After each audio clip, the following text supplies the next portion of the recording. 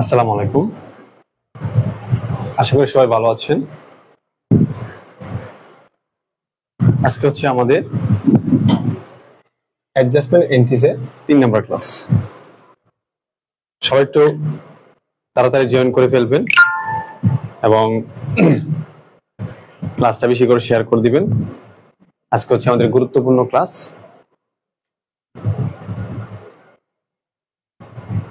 Adjustment entries. তো আপনারা জানেন যে অ্যাডজাস্টমেন্ট এন্ট্রিজ থেকে প্রায় প্রশ্ন এসে থাকে এবং অ্যাডজাস্টমেন্ট এন্ট্রিজ যদি তুমি ভালোভাবে না পারো সেক্ষেত্রে তুমি ওয়ার্কশিট করতে পারবে না এবং ফিনান্সিয়াল স্টেটমেন্টও সমস্যা হবে। তো অ্যাডজাস্টমেন্ট এন্ট্রিজটা 3টা চ্যাপ্টারের জন্য গুরুত্বপূর্ণ। এক হচ্ছে নিজের জন্য, দ্বিতীয় হচ্ছে ওয়ার্কশিটের জন্য, তৃতীয় হচ্ছে ফিনান্সিয়াল স্টেটমেন্টের জন্য, আবার বি পার্টেও সে আসে।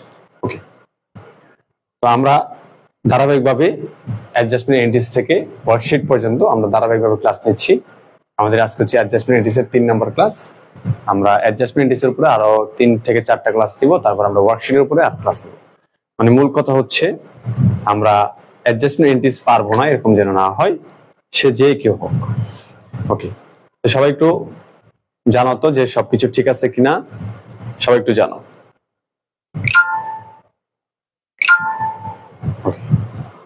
তো আমরা বেশিক্ষণ কথা বলবো না। যারা বিবিএ এট অ্যাকাউন্টিং ডিপার্টমেন্টের গ্রুপ থেকে দেখতেছো অবশ্যই আমাদের 11 প্লাস একাডেমি পেজে চলে আসবেন। আমাদের 11 প্লাস একাডেমি পেজে রেগুলার প্রিন্সিপালস অ্যাকাউন্টিং ক্লাস হয়। আর তোমাদের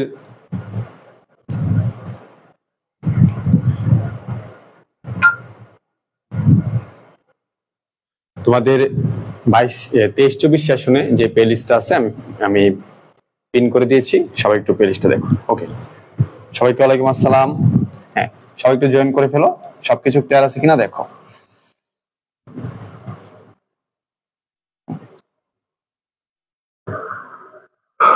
সবাই যার যার ফ্রেন্ডদের একটু মেনশন দিয়ে দাও। আর তোমরা জানো যে এটা খুবই গুরুত্বপূর্ণ একটা টপিকস এবং এই টপিকসটা কিন্তু মোটামুটি ভাবে অনেকটা কঠিনও মনে হয় তোমাদের কাছে। তো আমরা বিগত 2টা ক্লাস করেছি, আশা করি তোমরা সহজভাবে বুঝতে পারতেছো। তো আজকে আমরা আরো গুরুত্বপূর্ণ কিছু ম্যাথ আলোচনা করব। তো আমরা প্রথম এবং 2 নম্বর ক্লাসে আলোচনা করেছিলাম হচ্ছে শুধুমাত্র অ্যাডজাস্টমেন্ট এন্ট্রিজ গুলা নর্মাল ভাবে যখন আসে তখন আমরা কিভাবে জাবেদা করি। ঠিক আছে, আমরা ব্যাখ্যা সহ আলোচনার সামনে জাবেদা করেছিলাম। আজকে আমরা যে জাবেদাগুলো করব সেটা হচ্ছে আমাদের ট্রায়াল ব্যালেন্স সাথে থাকবে, মানে ট্রায়াল ব্যালেন্সও দেওয়া থাকবে এবং এর সাথে সমন্বয় জাবেদা দেওয়া থাকবে, যেটা আমরা ওয়ার্কশিটে দেখতে পাই। আর আমাদের সব থেকে বেশি গুরুত্বপূর্ণ হচ্ছে এই ট্রায়াল ব্যালেন্সের সাথে যে অ্যাডজাস্টমেন্ট গুলো সেগুলো ভালোভাবে পারা।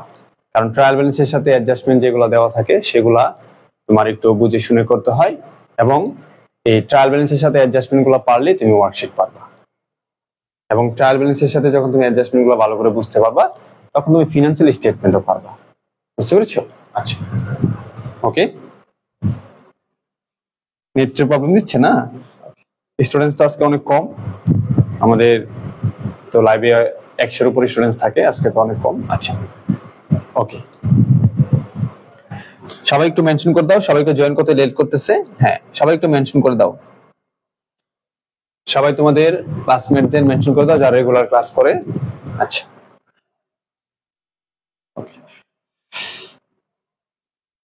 ওকে।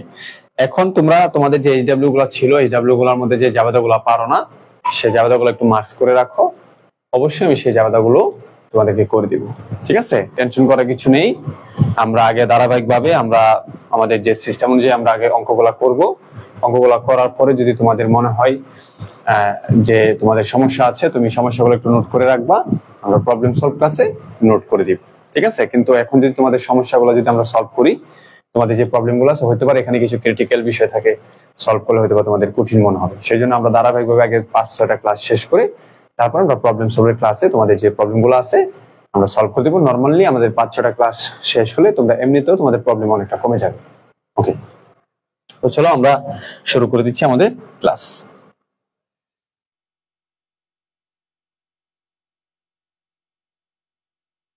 ওকে, তোমরা কিন্তু ক্লাসটা কেউ শেয়ার করো না, আজকে কিন্তু ওয়াচিং অনেক কম, এখনো 80% যায় নাই, মাত্র 60 তে চলে গেছে। তোমরা সবাই একটু ক্লাসটা শেয়ার করে দাও, ক্লাস শেয়ার করো সবাই। আচ্ছা চলো আমরা তাহলে আর কথা বলছি না, ক্লাস করব।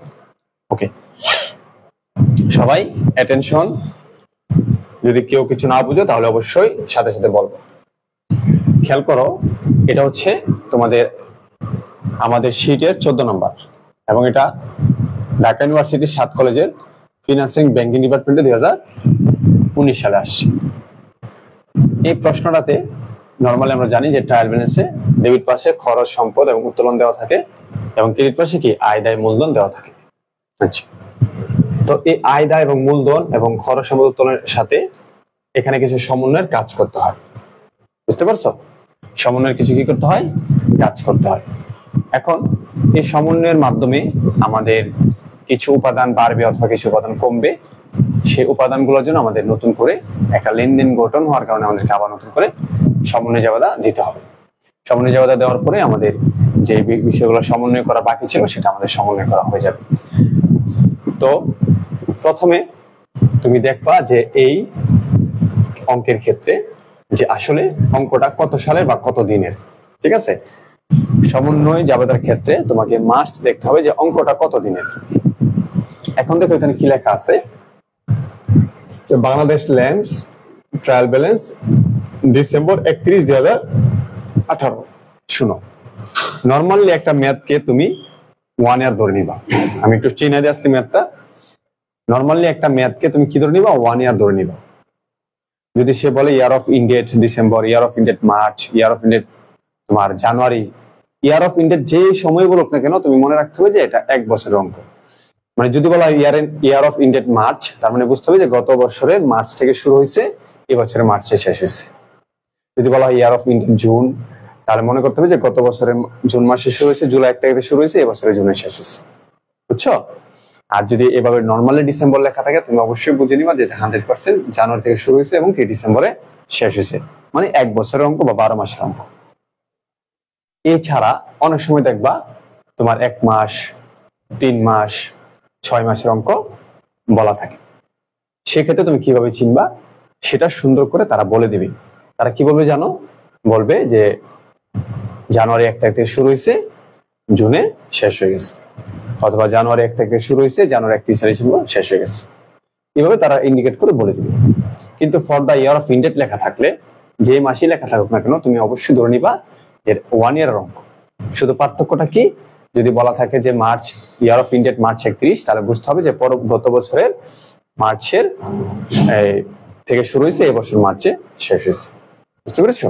আচ্ছা, আর ডিসেম্বর লেখা থাকলে তো জানুয়ারি থেকে শুরু হয়েছে, ডিসেম্বর শেষ। ওকে, তাহলে আমরা প্রথম কথা হচ্ছে এই যে ম্যাথটা, এটা হচ্ছে ডিসেম্বর 31 তারিখ 2018 লেখা। তার মানে বুঝতে হবে যে এই ম্যাথের সময় হচ্ছে 2018 সালে জানুয়ারি 1 থেকে ডিসেম্বরের 31 তারিখ পর্যন্ত। তো এই সময়ের ভিতরে তোমার যে লেনদেনগুলো হবে, আমরা এই সময়টা নির্বাচন করে আমাদের খরচ, আয়, দায়, ব্যয়টা হিসাব করে আমাদেরকে জাবেদা দিতে হবে। আচ্ছা, তো চলো আমরা শুরু করি। তো প্রথম দেখো, আমরা কিন্তু শুধুমাত্র সমন্বয় জাবেদা করতেছি। এখানে কিন্তু আরো ধরনের জাবেদা আছে, অ্যাডজাস্টমেন্ট, এই ক্লোজিং জার্নাল আছে, তারপর হচ্ছে রিভার্সিং জার্নাল আছে, এগুলো আমরা করব। ঠিক আছে, আমাদের কাজ হচ্ছে সমন্বয় জাবেদাগুলো আমরা কমপ্লিট করা। তো খেয়াল করো, এখানে লেখা আছে, সবাই অ্যাটেনশন, হ্যাঁ, লেখা আছে দেখো, দা টাকা 3700 balance in supplies expense represent supplies purchase in January 1। শোনো, আমরা যখন জানুয়ারি 1 তারিখে সাপ্লাইস পারচেজ করেছিলাম, তখন ওই সাপ্লাইসটাকে আমরা কি দেখাইছি দেখো, সাপ্লাইস এক্সপেন্স। কি দেখাইছি আমরা? সাপ্লাইস এক্সপেন্স রিপ্রেজেন্ট করছি।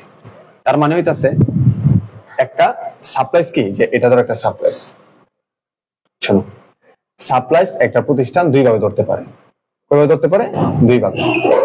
যদি নরমালি সাপ্লাইস লেখা থাকে, তাহলে এটা তুমি সম্পদ মনে করবা। কি সম্পদ মনে করবা? যে এই প্রতিষ্ঠান এটাকে সম্পদ ধরেছে। কি ধরেছে? সম্পদ।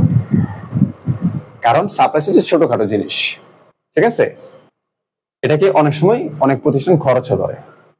তো যদি মনে করো নরমালি সাপ্লাইস লেখা অথবা সাপ্লাইস অন হ্যান্ড লেখা, যদি র্যামিলের ভিতরে শুধু সাপ্লাইস লেখা থাকে, তার মানে মনে করতে হবে কি যে এই প্রতিষ্ঠান যখন সাপ্লাইসটাকে ক্রয় করেছিল তখন এই সাপ্লাইসটাকে সম্পদ ধরেছে। কিন্তু যদি দেখো যে সাপ্লাইস এক্সপেন্স লেখা, তখন তোমাকে মনে করতে হবে যখন প্রতিষ্ঠান সাপ্লাইসটাকে ক্রয় করেছিল সেটাকে তারা সরাসরি খরচ ধরেছে। কি ধরেছে? খরচ। বুঝতে পেরেছো? তুমি এটা বুঝতে পারলে তুমি জাবেদা দিতে পারো। তো খেয়াল করো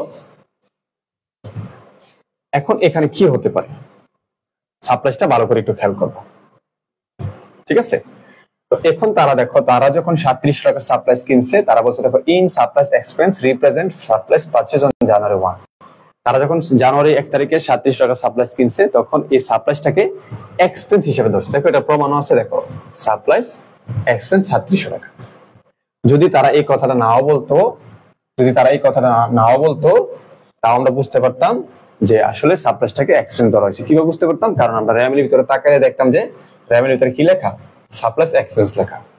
যেহেতু র্যামিলে সাপ্লাইস এক্সপেন্স লেখা, অবশ্যই আমাকে বুঝতে হবে যে আমি যখন পারচেজ করেছিলাম সাপ্লাইসটাকে আমি এক্সপেন্স বা খরচ হিসেবে দেখাইছিলাম। ঠিক আছে? তাহলে এখন কোন ব্যালেন্স আছে? খরচ। বুঝছো? ওকে। এখন তোমাকে একটা বিষয় একদম মন থেকে মেনে নিতে হবে, বুঝে নিতে হবে। ঠিক আছে? যে একটা প্রতিষ্ঠান যখন সাপ্লাইসকে সে খরচ হিসেবে দেখায় কত টাকা? 3700 টাকা। সে যেহেতু একটা প্রতিষ্ঠান সাপ্লাইসকে সে খরচ হিসেবে দেখায়, এখানে যদি নতুন কোনো ঘটনা ঘটে তাহলে কি ঘটবে জানোনি? যে খরচ থেকে কিছু অংশ বেছে সম্পদ হতে পারে। কি হতে পারে? সম্পদ হতে পারে।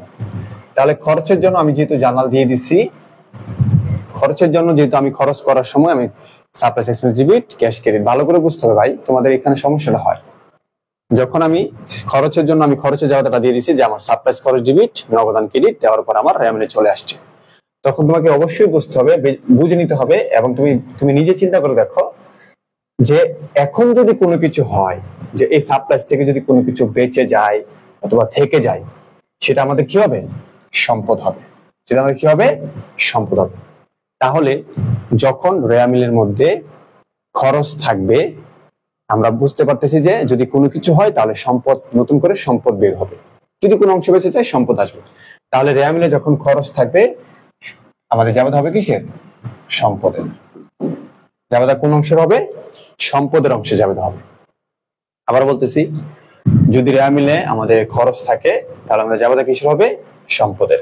কারণ আমরা যখন সাপ্লাইস পারচেজ করেছিলাম তখন আমরা খরচে দেখাই দিছি। এখন যদি এখান থেকে কোনো কিছু হয় তাহলে বাঁচলে সম্পদই বের হবে। তাহলে খরচের তো আমরা দিয়ে দিছি, তাহলে আমাদের বাকি এখন কি থাকবে? যদি কোনো কিছু বেঁচে যায় সেটা সম্পদে জাবেদা দিবে। তাহলে তোমাদের এটা মনে রাখতে হবে, আমি কিন্তু বেসিক থেকে বুঝাইছি যে যদি আমাদের র্যামিলে সাপ্লাইস খরচ থাকে তাহলে কিসে জাবেদা হবে? সম্পদে জাবেদা হবে। আবার র্যামিলে যদি আমাদের সম্পদ থাকে তাহলে আমাদের কিসে জাবেদা হবে? খরচে জাবেদা হবে। কারণ যখন সম্পদ থাকবে সমন্বয় হলে হয় সেখান থেকে খরচ হবে, আবার যখন খরচ থাকবে সমন্বয় হলে হয় সেখান থেকে কিছু অংশ বেশি সম্পদ থাকবে। তাহলে আমি যেহেতু আগে খরচের জাবেদা দিয়ে দিছি, আমার নতুন করে খরচের জাবেদা দেওয়ার দরকার পড়বে না, তখন আমি সম্পদের জাবেদা দিব। আর যখন আমি সম্পদ হিসাবে এটা ধরবো সাপ্লাইসকে, তখন আমার নতুন করে সম্পদের জাবেদা দেওয়ার দরকার নাই। ওইখান থেকে যদি কোনো কিছু সমন্বয় হয় তাহলে অবশ্যই সেটা খরচ হবে, সেজন্য আমি খরচের জাবেদা দিব। ঠিক আছে? তো এই হচ্ছে তোমার বেসিক, যে র্যামিলে সম্পদ থাকলে খরচের জাবেদা দিবা আর খরচ থাকলে সম্পদের জাবেদা দিবা।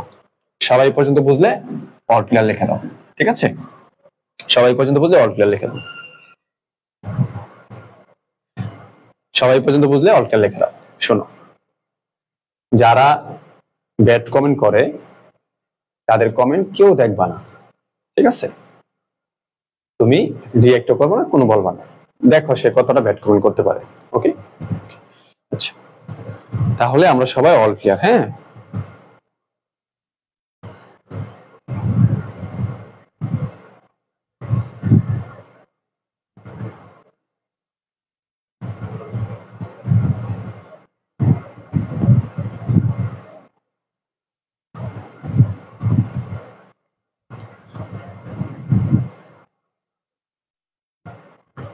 সবাই তাহলে ক্লিয়ার না? আচ্ছা,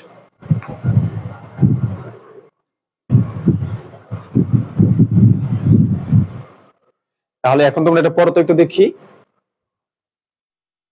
পড়ো।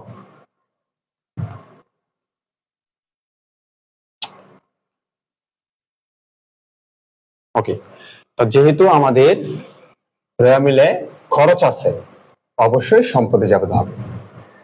শোনো, এখন এখানে কি লেখা থাকলো সেটা তোমার দেখার বিষয় না। তুমি বুঝতে পারছো, আমার যদি মিলে খরচ থাকে, অবশ্যই যদি কোনো ঘটনা ঘটে সেখান থেকে সম্পদের ঘটনা ঘটবে, কারণ নতুন করে খরচের ঘটনা ঘটবে না। কারণ সমন্বয় বলতে কিন্তু নতুন কিছু হওয়া না, পুরাতন থেকেই কিছু হবে। আচ্ছা, তাহলে আমাকে এখন কি বের করতে হবে? যেহেতু আমার খরচ দেওয়া আছে, আমার অবশ্যই সম্পদে যাবে হবে। যেহেতু সম্পদে যাবে হবে, তখন আমাকে সম্পদটা বের করতে হবে। দেখো আমি সম্পদটা একটু বের করে নিই। দেখো তারা বলতেছে আমরা 3700 টাকার সাপ্লাইস কিনেছিলাম, তখন আমরা খরচে যাবে দিয়েছি 3700 টাকা। এখন বলতেছে এট ডিসেম্বর 31 1500 টাকা অফ সাপ্লাইস আর অন হ্যান্ড। তাহলে 1500 টাকা সাপ্লাইস হাতে আছে। এখন তোমরা বলো তো আমাদের সম্পদের অংশ কোনটা? 3700, 1500 নাকি 3700 কে বাদ দিলে 3700 মাইনাস 1500 2200।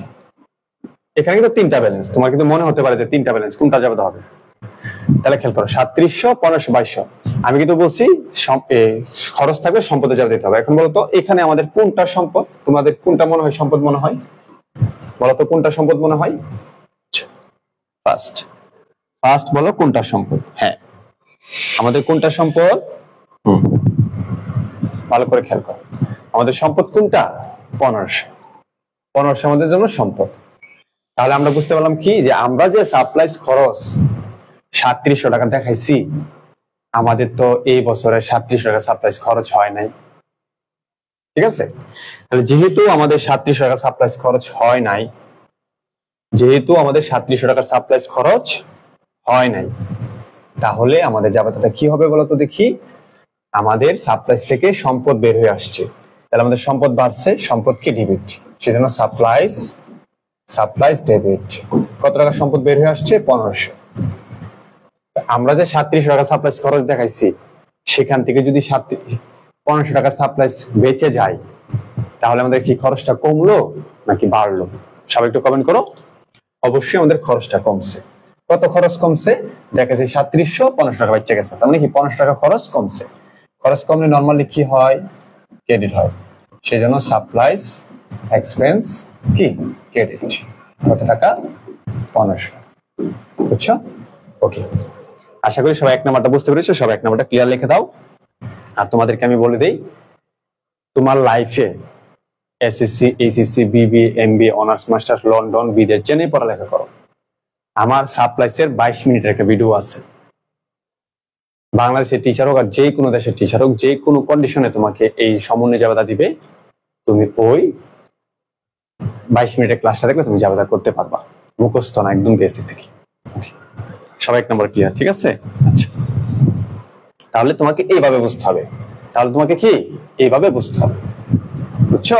আচ্ছা, তোমাদের সাথে আমি আরেকটা যদি জাবেদা দেখাই, দেখো, তাহলে আমি আরেকটা অঙ্কে চলে আসলাম, এখানে চলে আসলাম, আমি এখানে চলে আসলাম। ঠিক আছে, দেখো এখন এখানে আমি এটা আরেকটা অঙ্ক, এটা হচ্ছে তোমাদের কত সালে আসছে? দেখো এটা, এই যে অঙ্কটা, এটা হচ্ছে তোমার, এটা তোমার ফিনান্সিয়াল ডিপার্টমেন্টে 18 সালে আসছে। ঠিক আছে, এটা কত সালে আসছে? 18 সালে আসছে। খেয়াল করে দেখো, আমি তোমাদের এখন জাবেদাটা বলি, তোমরা দেখো জাবেদাটা পারো কিনা। ঠিক আছে, ওকে, একটু দেখো, আমি তোমাদেরকে শিখাই কিভাবে। দেখো এখানে বলা আছে, দেখো লেখা আছে এ নাম্বার,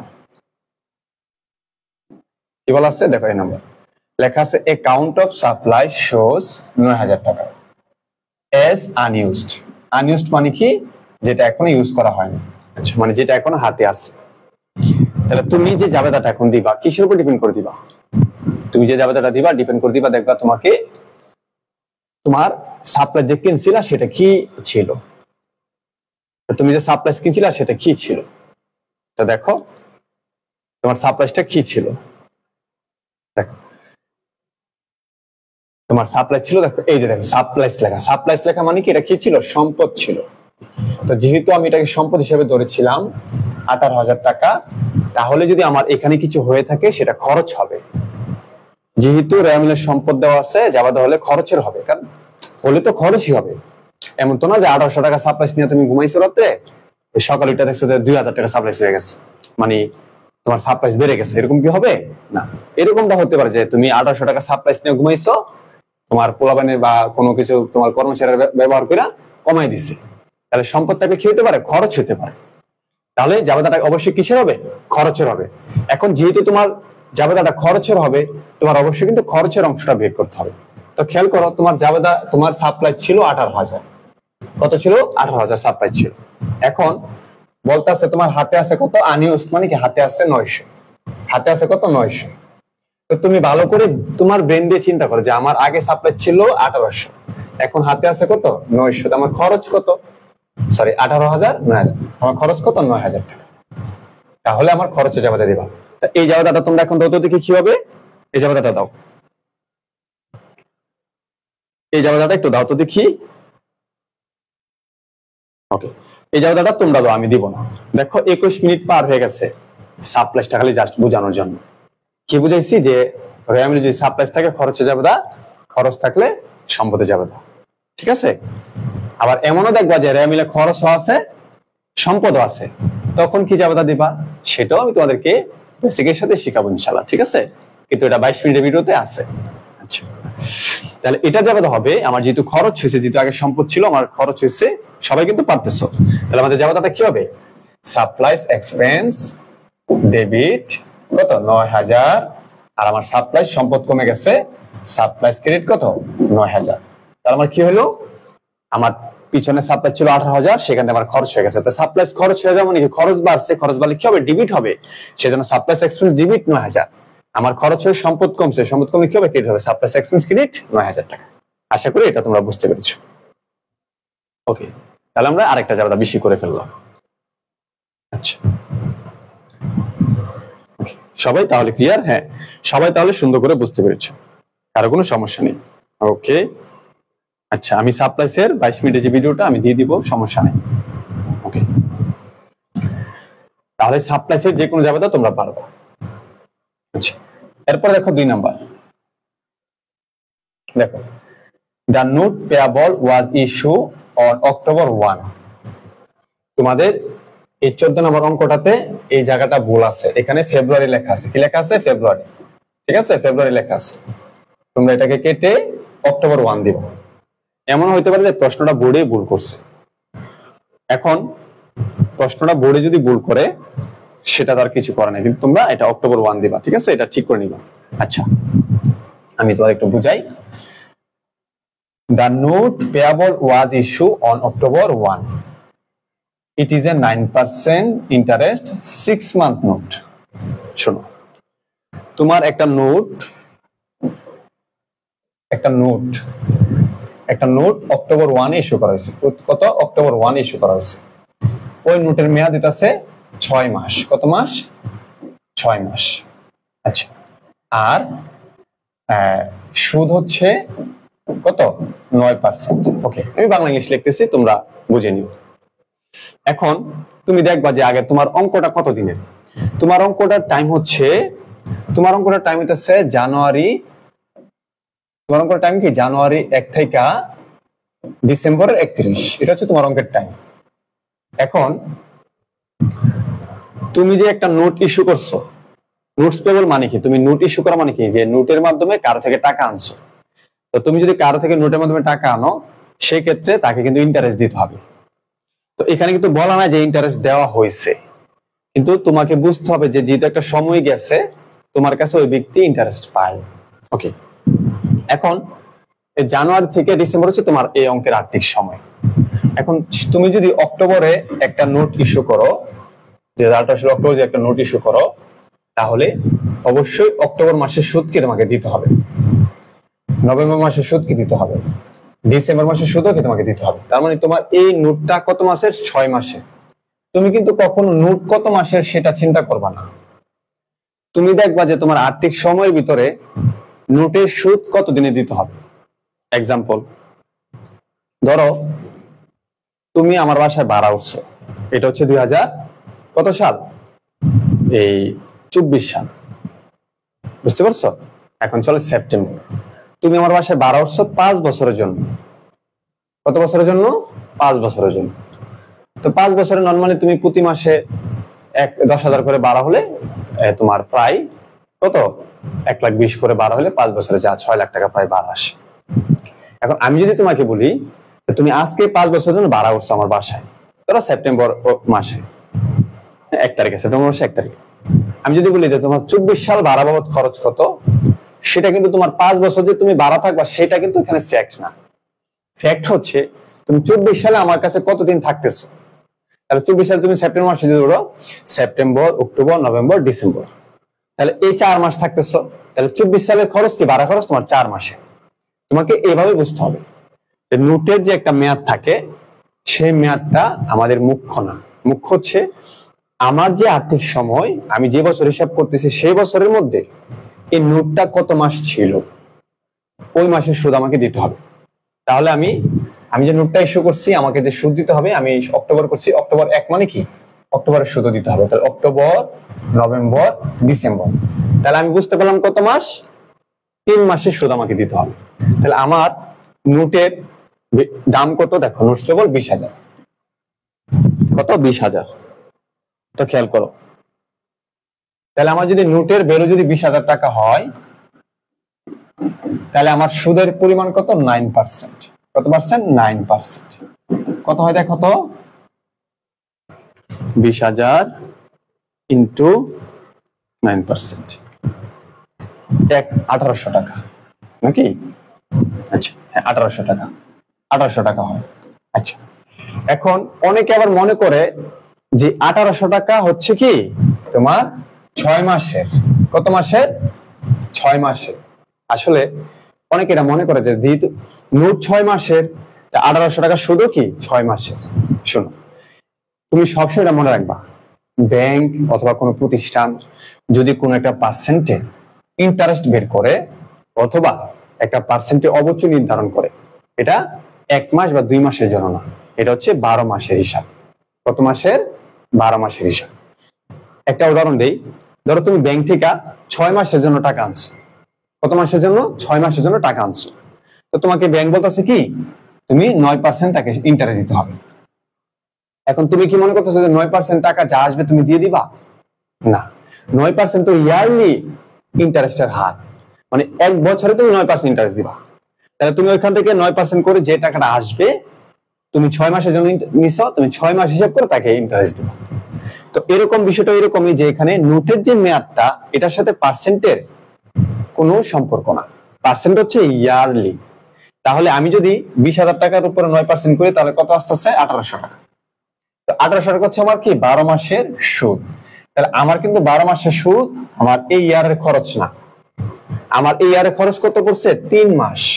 সেজন্য আমি 3 মাসের সুদটা বের করে নিব। তাহলে এখানে আমি এটাকে 12 দিয়ে ভাগ দিব, 3 দিয়ে গুণ দিব, দিলে আমার কত হবে? 1800 না? 1800।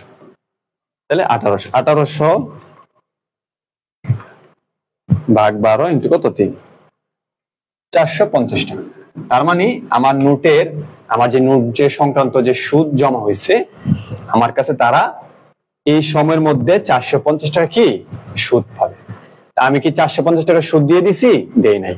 কিন্তু না দিলেও কি এটা আমাকে দিতে হবে, আমার খরচ হয়ে গেছে। সেই জন্য আমার জাবেদাটা কি হবে জানো নি? ইন্টারেস্ট এক্সপেন্স ডেবিট 450, আমার এটা খরচ, এবং আমি যেহেতু এটা দেই নাই আমার কাছে ইন্টারেস্ট বাবদ সে টাকা পাবে, এটাও আমার জন্য একটা দায়। দায় বলে কি হয়? ক্রেডিট হয়। সেই জন্য ইন্টারেস্ট পেয়াবল কি ক্রেডিট। কত টাকা? 450। সবাই একটু 2 নম্বরটা ক্লিয়ার লিখে দাও। 30 মিনিট পার হয়েছে, মাত্র 3টা জাবেদা করছি, কিন্তু এগুলো হচ্ছে শিখার মতো শিখা। ওকে, সবাই একটু 2 নম্বরটা ক্লিয়ার লিখে দাও।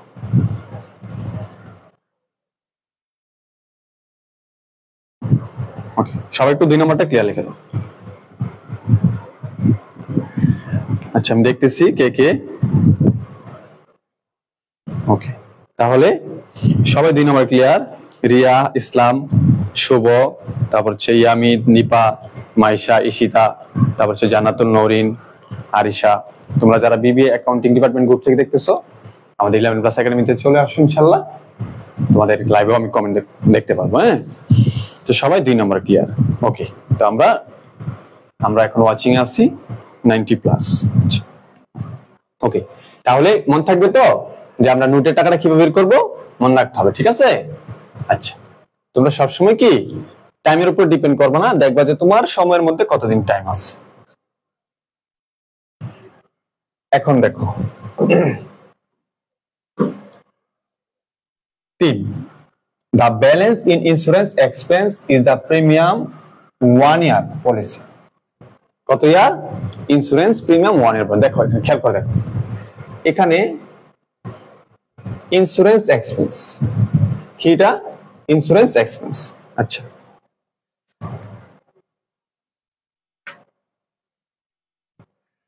একটু খেয়াল করে দেখো, ইন্স্যুরেন্স এক্সপেন্স ডেটেড মার্চ 1, 2018।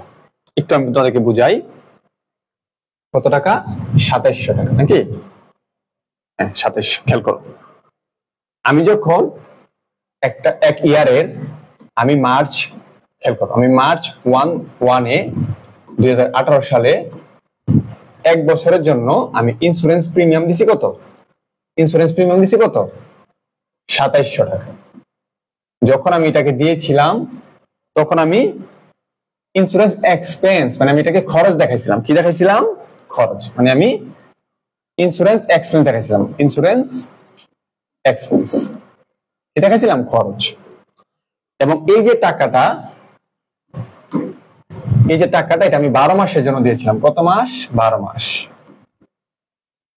ঠিক আছে? আচ্ছা, 12 মাসের জন্য আমি দিয়েছিলাম কবে? মার্চের 1 এ। তাহলে 2700 টাকা যদি আমি 12 মাসের জন্য দিয়া থাকি, তাহলে আমার এই 18 সালে কত পাইতেছে দেখো, March, April, May, June, July, August, September, October, November, December. তার মানে আমি যদি মার্চে 1 তারিখে দিয়ে থাকি, অবশ্যই মার্চ সহ হবে, কারণ মার্চ 1 তারিখ তো মার্চে সহ হবে। তাহলে আমার কত সময় পার হইলো? 1 2 3 4 5 6 7 8 9 10। আমার এখানে 10 মাস সময় পার হয়ে গেছে। 10 মাস সময় কি পার হয়ে গেছে? তো খেয়াল করো, আমি দেওয়ার সময় কি দেখাইছিলাম? Insurance expense. দেওয়ার সময় এটাকে খরচ দেখাইছি, মানে আমি 1 বছরের জন্য দিছি, এটা কিন্তু আমি চাইলে প্রিপেড ইন্স্যুরেন্স দেখাইতে পারতাম, কিন্তু আমি এটাকে খরচ দেখাইছি। ঠিক আছে? কি দেখাইছি? খরচ। এখন একটু খেয়াল করে দেখো, এই 2700 টাকার মধ্যে দেওয়ার পরে 10 মাস চলে গেছে। কি হয়েছে? 10 মাস চলে গেছে। তাই এখানে এটা কিন্তু 12 মাসের ব্যালেন্স। 12 দিয়ে ভাগ 10 দিয়ে গুণ দাও, কত হয় দেখো, 2700 ভাগ 12 ইন্টু কত? 10। তাহলে 2250। 2200 কত? 50। তার মানে আমি 2750 টাকা দেওয়ার পরে আমার প্রায় 2250 টাকার সমান সময় চলে গেছে, খরচ হয়ে গেছে। তাহলে আমার হাতে আছে কত? 2750, 500 টাকা না? 500।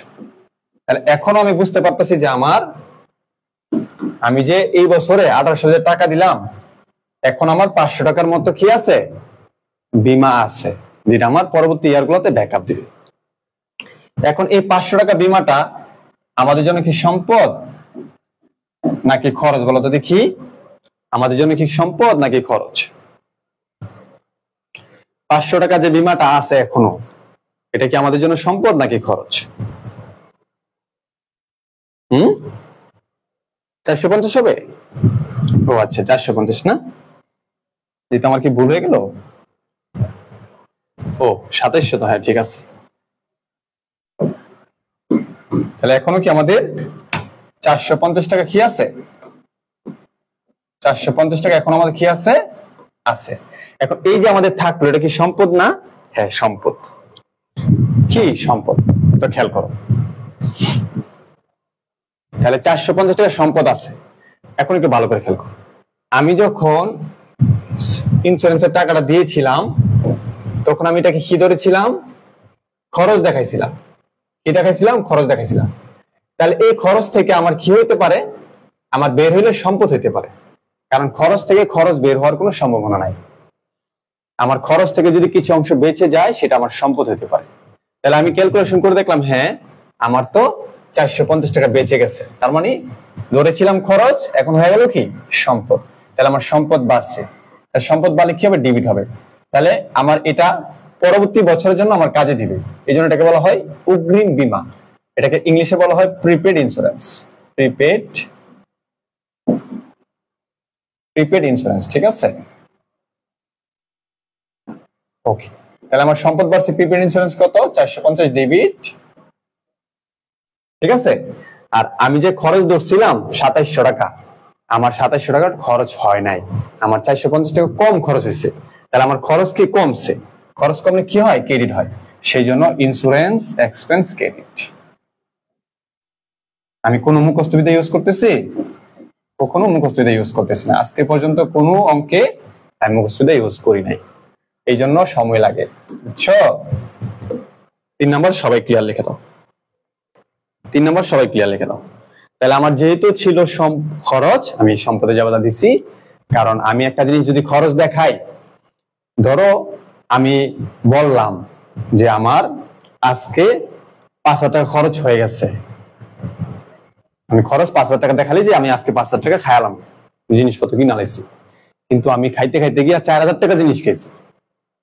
তাহলে আমার কি খরচ থেকে সম্পদ বের হইতে পারে, কিন্তু খরচ থেকে কখনো খরচ বের হবে না। আর সম্পদ থেকে কি খরচ বের হবে, সম্পদ থেকে কখনো সম্পদ হবে না, বুঝছো।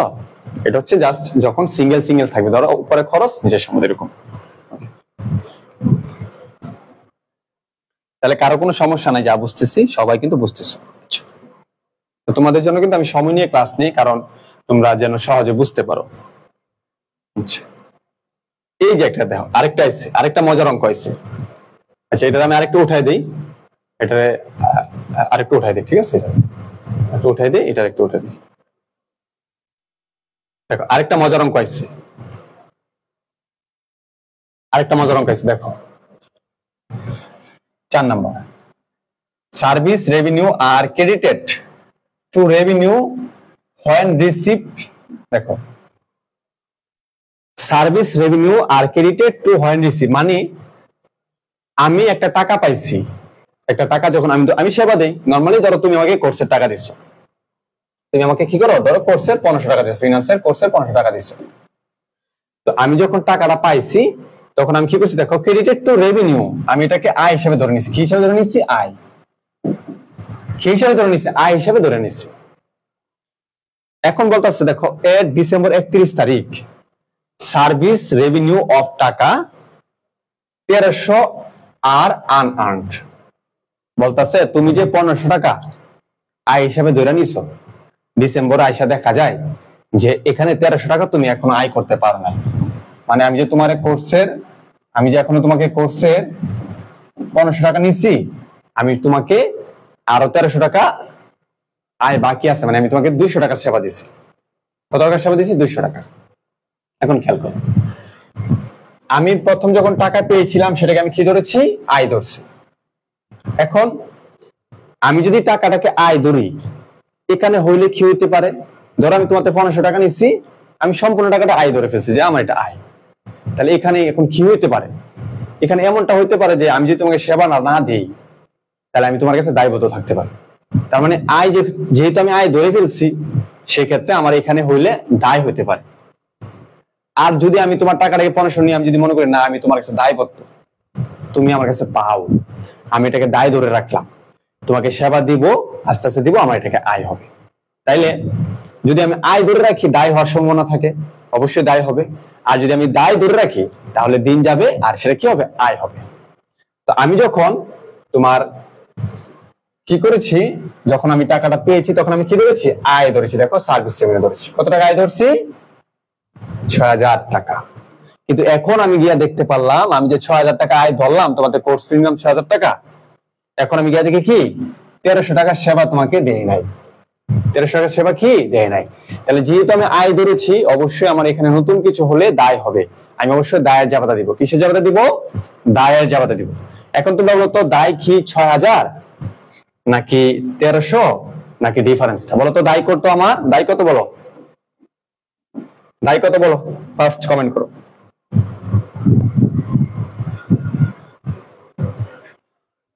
দায় কত বলো তো দেখি। আচ্ছা, দায় হচ্ছে আমার 1300।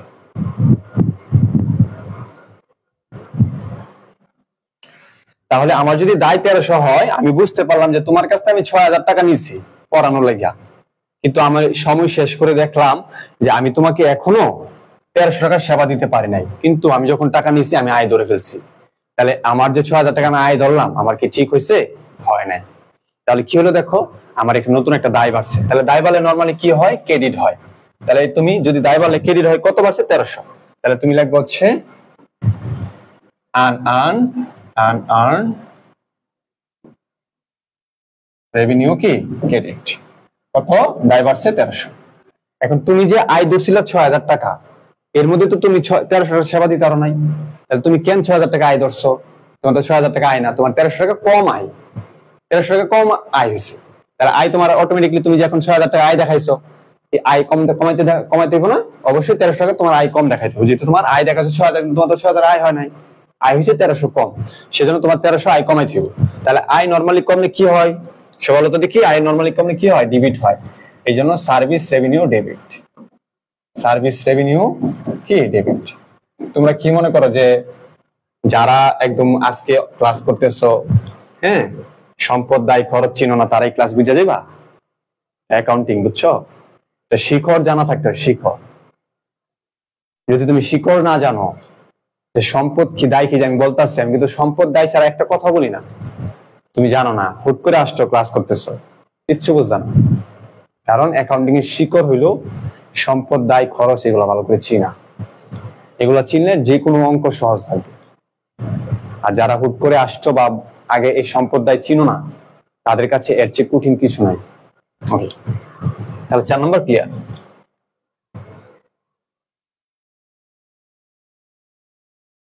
আচ্ছা, সবাই ক্লিয়ার তাহলে? হ্যাঁ, আচ্ছা, লাস্ট আরেকটা মনে হয় আছে আমাদের। ওমা আর অনেকগুলো আছে। আচ্ছা,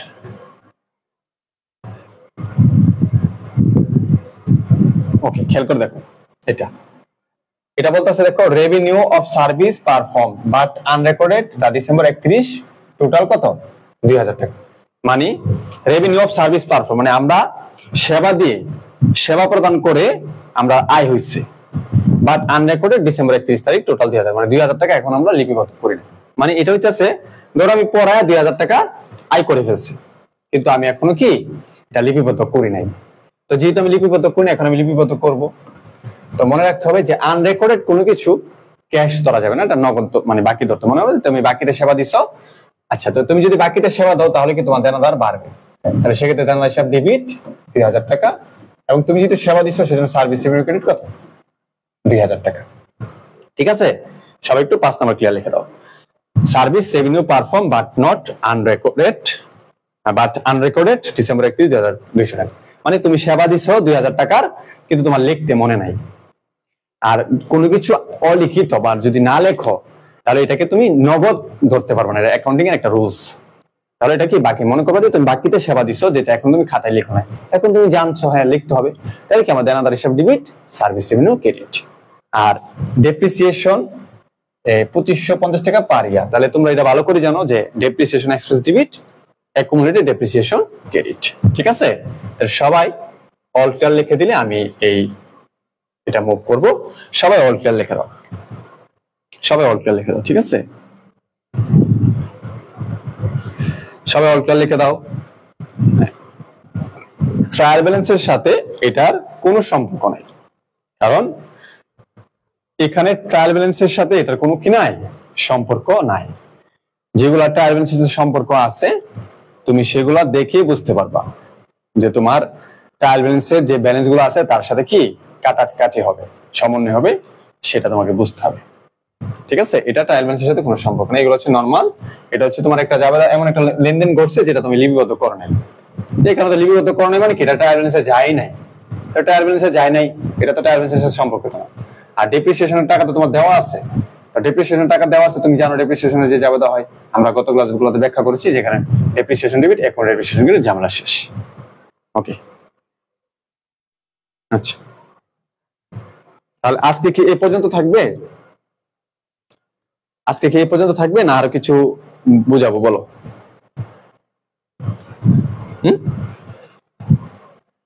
আজকে এই পর্যন্ত থাকবে নাকি সামনে আর করবা? যে আরেকটা অঙ্ক নিয়ে আসছি আমি, এটা তো তোমরা করে ফেলছো, এটাও তোমরা পারবা।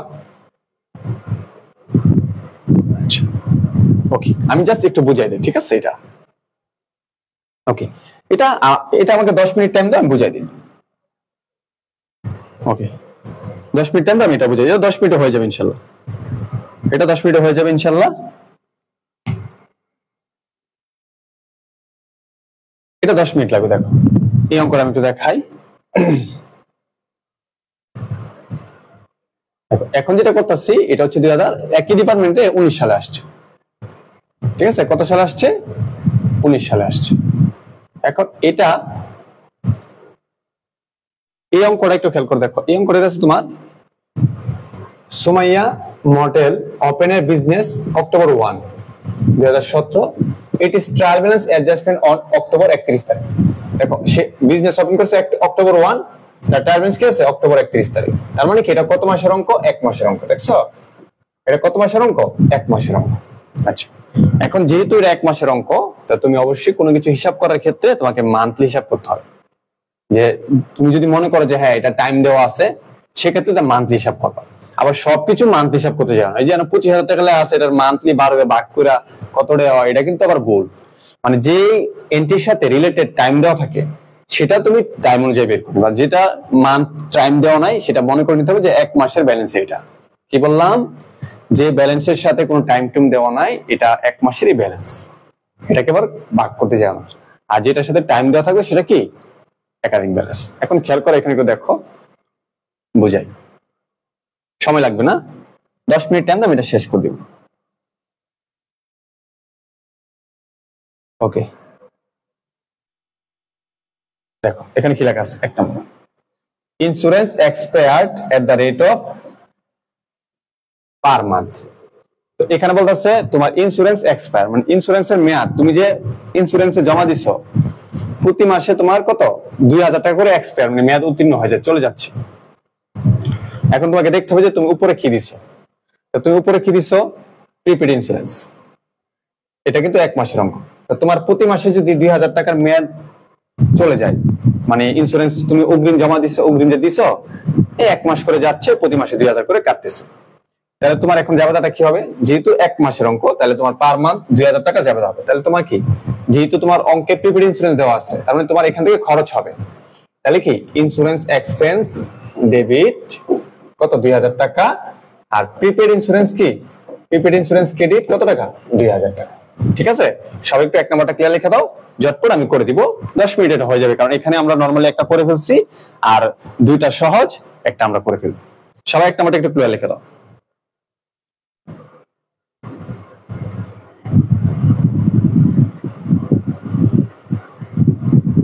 ওকে সবাই 1 নাম্বারটা ক্লিয়ার লিখে দাও, কেউ ব্যাড কমেন্ট করিও না, আর তোমরা করো না। হ্যাঁ, তো যেহেতু আমাদের প্রতি মাসে 2000 টাকা করে ইন্স্যুরেন্স এক্সপায়ার হচ্ছে, আর এখানে যদি আমাদের সম্পদ দেওয়া আছে, তাহলে আমাদের কি খরচে যাবে হবে। সেজন্য ইন্স্যুরেন্স এক্সপেন্স ডেবিট, সম্পদ কমতেছে, সম্পদ প্রিপেড ক্রেডিট। 1 মাসের অঙ্ক, 1 মাসের ব্যালেন্স দেওয়া আছে, আমরা 1 মাসের টাকা নিয়ে করে ফেলবো, ঝামেলা শেষ। আচ্ছা তারপর হচ্ছে 2 নাম্বার আমি করে ফেলছি একটু আগে, তোমাদের সাপ্লাইসের সময় আমি এটা করাইছি 2 নাম্বার। আচ্ছা তো 2 নাম্বার আমি সাপ্লাইসের সময় করছি, এখন আমি 3 নাম্বার করব। দেখো 3 নাম্বার বলতেছে অ্যানুয়াল ডেপ্রিসিয়েশন কত? 30,000 অন বিল্ডিং এন্ড 36,000 হচ্ছে অন ফার্নিচার। তাহলে এখানে বলতেছে বিল্ডিং এর উপরে প্রতি বছর অবশ্যই হয় কত? 30,000, আর ফার্নিচারের উপরে 36,000। তাহলে আমার অঙ্ক তো আমার তো দরকার নাই, আমার অঙ্ক তো 1 মাসের, সেজন্য আমি কি করব? 30,000 কে 12 দিয়ে ভাগ দিব, ভাগ 12 কত হয় রে? ভাগ দিলে 530 12, যাই হোক হইব না, আমি বুঝতেছি না। আচ্ছা 2,500 মনে হয়, 2,500। আর আরেকটা হচ্ছে 36,000 রে 12 দিয়ে কি ভাগ দিবা, কত হবে? 3,000।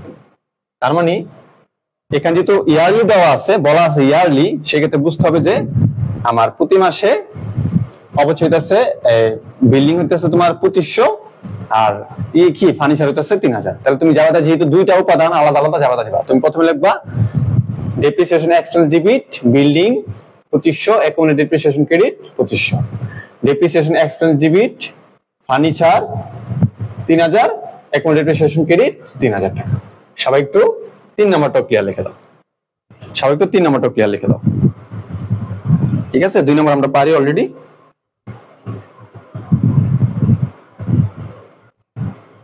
সবাই একটু 3 নাম্বারটা ক্লিয়ার লিখে দাও, সবাই একটু 3 নাম্বারটা ক্লিয়ার লিখে দাও। একটু বড় করতে হবে বলে না? আচ্ছা একটু বড় করে দিতেছি, এই যেটা বড় করছি।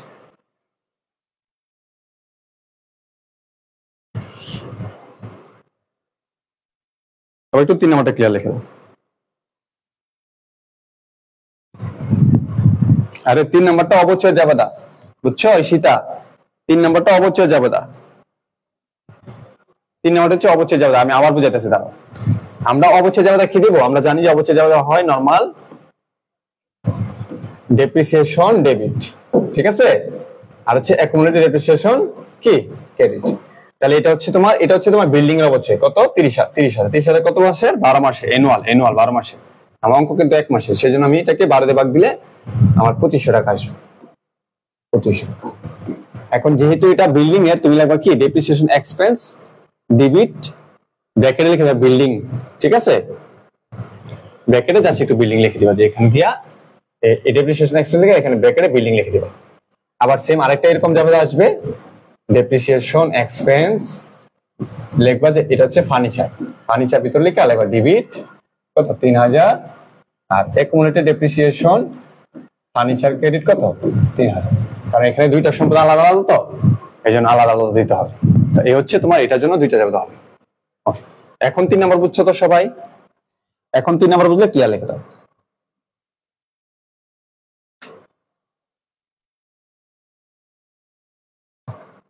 ঠিক আছে, ওকে।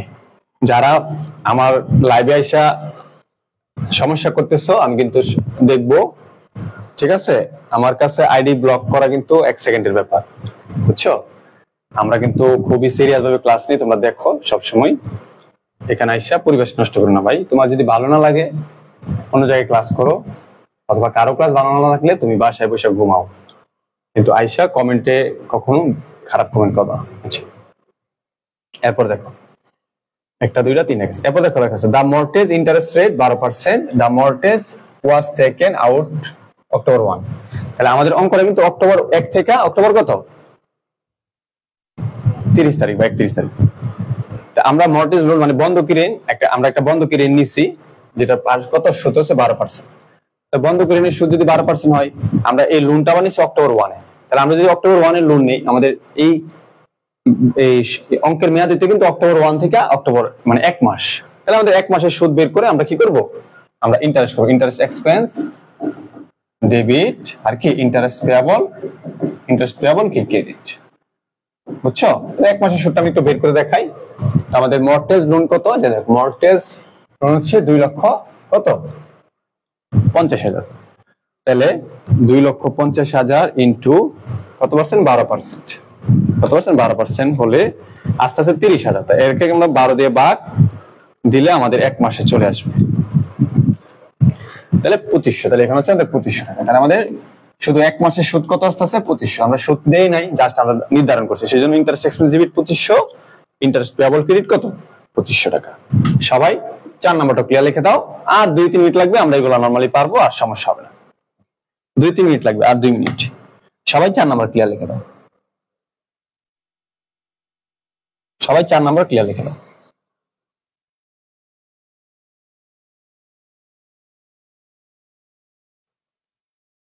বুঝছো?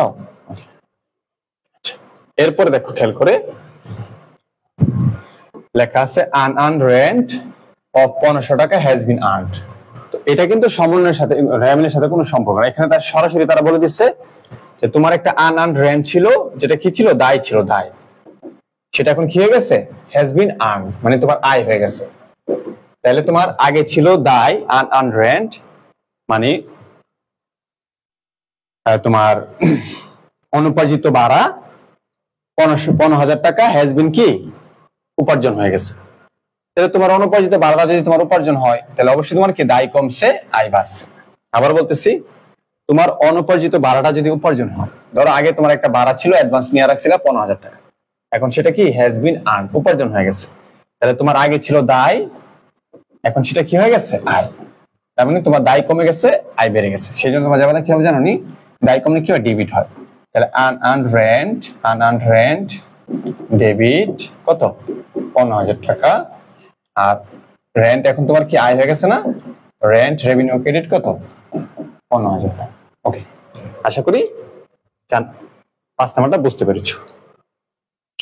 এরপর হচ্ছে 6 নাম্বার, বলতেছে স্যালারিজ 3,000 টাকা আর অ্যাকুড এন্ড আনপেড, মানে 3,000 টাকা স্যালারি বকেয়া আছে। এটা আমরা গত ক্লাসগুলোতে করেছি। স্যালারি যদি বকেয়া থাকে তাহলে আমাদের কি হবে, salary debit, salary expense debit কত 3,000 টাকা, আর স্যালারিজ পেয়াবল ক্রেডিট কত 3,000 টাকা। কারণ আমাদের খরচ বাড়ছে আর কি দায় বাড়ছে।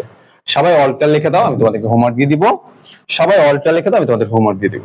দেখছো 10 মিনিট আমাদের প্রথম অঙ্কটা আমরা সুন্দর করে করছি। এখন এরকম অঙ্ক আমরা আর নেক্সট ক্লাসে সময় লাগবে না। সবাই 10 মিনিটটা অল্টার লিখে দাও, সবাই অল্টার লিখে দাও। আমরা সব করে ফেলছি ইনশাআল্লাহ, সবাই অল্টার লিখে দাও। তো আশা করি তোমাদের আমার হিসাব মতে যে এরকম ক্লাস তোমাদের অবশ্যই মূল্যায়ন করতে হবে। কারণ মূল্যায়ন করার ক্লাসই হচ্ছে এগুলা। এই যে আমি এই দুইটা অঙ্ক শুধুমাত্র সর্বোচ্চ 15 থেকে 20 মিনিট আমি বুঝিয়ে দিতে পারতাম, 15 মিনিটে শেষ করে দিতে পারতাম, কিন্তু তুমি পরীক্ষার হলে পারতা না। একটা স্টুডেন্ট পড়াতে গেলে পারতা না, তুমি মূল অ্যাকাউন্টিংটা শিখতা না, বুঝছো? তো আমি এটাই তোমাদের বারবার বলতে চাই, যদি কোনো কিছু শিখতে চাও তোমাদেরকে অবশ্যই সময় নিয়ে শিখতে হবে। লাইফে অনেক বড় কিছু হইতে চাও, লাইফে তুমি অনেক বড় কিছু হইতে চাও, যে মানুষের জন্য তুমি উপকার করবা, ফ্যামিলির জন্য তুমি ভালো কিছু করতে চাও, তোমাকে সময় নিয়ে পরিশ্রম করতে হবে। কম সময়ে কোনো কিছু হয় না, ঠিক আছে? একটা শিক্ষা তুমি যখন শিখতে যাইবা তোমাকে সময় নিয়ে শিখতে হবে। একটা ভালো রেজাল্টের জন্য তোমাকে সময় নিয়ে পড়তে হবে। একটা ভালো সাকসেসফুলের জন্য তোমাকে অনেক সময় ধরে পরিশ্রম করতে হবে। বুঝতে পেরেছো? এটা হচ্ছে লাইফের একটা রুলস। যে জায়গায় যত সময় কম ওই জায়গাটায় তত সাকসেস কম, তত জ্ঞান কম। বুঝতে পারছো? তাহলে এই যে তুমি শিখলা, এই যে সাপ্লাইসের ব্যাপারটা বললাম, আরো বিভিন্ন ভাবে বললাম, এই জিনিসগুলো কখনোই তোমার সমস্যা হবে না, কিন্তু তোমাকে আরো সময় দিয়ে আরো বেশি করে প্র্যাকটিস করতে হবে। ওকে, তাহলে তোমাদের এখন আমি হোমওয়ার্ক দিয়ে দিচ্ছি, আর ডিস্টার্ব করবো না তোমাদের, অনেক রাত্র হয়ে গেছে, সবসময় আমি তোমাদেরকে কষ্ট দেই। তো হোমওয়ার্ক হচ্ছে, আমি আজকে যে দুইটা অঙ্ক করছি সেটা হচ্ছে 14 আর হচ্ছে 16। এটা হচ্ছে ফিনান্স, 7 কলেজের ফিনান্সের 18 এবং 19 আসছে, এবং তোমরা 17 এবং 10 দুইটা নিজে থেকে করবা। প্রথমে দুইটা অঙ্ক করবা আমি যেভাবে বুঝাইছি সুন্দর করে, তারপর আবার দুইটা অঙ্ক করো, ঠিক আছে? সেম একই রিলেটেড, একটু 19-20, 14 সাথে 17 অনেক মিল আছে, একদম ফুলফিল মিল, বুঝছো?